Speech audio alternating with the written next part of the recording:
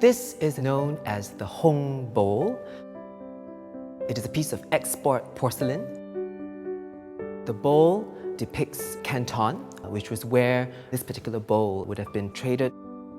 As the phrase export porcelain suggests, porcelain such as this, in all shapes and sizes, were also produced for the European and the American markets by the thousands. Canton had always been a major port and trading city. And so all the European trading companies that were active at the time actually came here and they set up shop. If you go around this bowl, you will see the flags of these various different European nations. When these European and American traders came to Canton, they all set up shop along a very narrow sliver of the Canton waterfront. They established physical trading offices. They called these trading offices factories, but the Chinese called them hang in Mandarin or hong in Cantonese.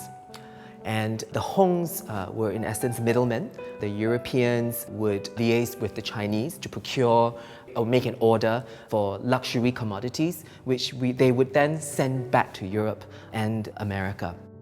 There was, however, one other good that was traded through these factories in Canton. This was opium. The English East India Company, in a bid to try to address an increasing trade imbalance between China and the United Kingdom at the time, increasingly relied on bringing in opium to China, where there was a very high demand for the drug. The English East India Company became very, very rich from the trade of opium, even as more and more numbers of the Chinese were actually getting hooked onto the drug. By 1842, the Chinese had enough of this trade in opium. They commandeered an entire shipment of opium here in Canton, and they burned it. The British retaliated by starting what is known today as the First Opium War. The Chinese, of course, lost the war, and they were forced to sign the first in a series of very humiliating treaties with Britain. These treaties are called the Unequal Treaties.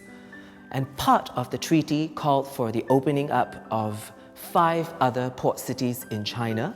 These included the cities of Canton, of course, Fuzhou and Amoy, Shanghai and Ningpo. The treaty also called for the ceding of Hong Kong to Britain in perpetuity.